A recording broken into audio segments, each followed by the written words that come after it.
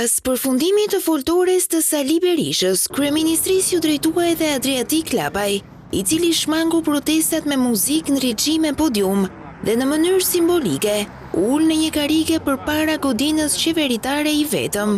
Lapaj shfaqet i vendosur që të kaloj ditët dhe netët në vijim përpara kryeministrisë, derisa Rama të jap dorëheqjen.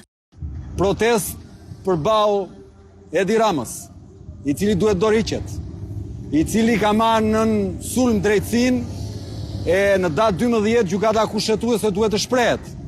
Kjo është një protestë si qytetar, i ftoj të gjithë.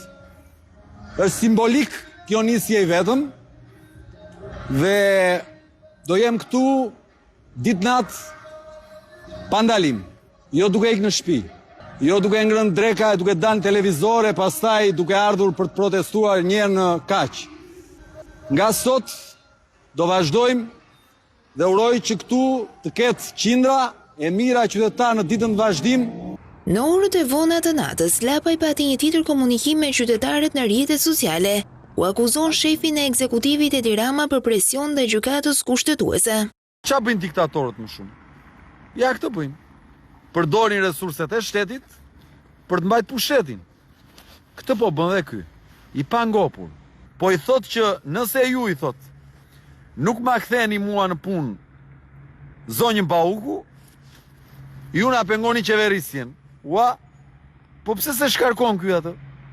Ta shkarkoj Belindën ky dhe të emroj një ministre e një zëvendës kryeministre tjetër.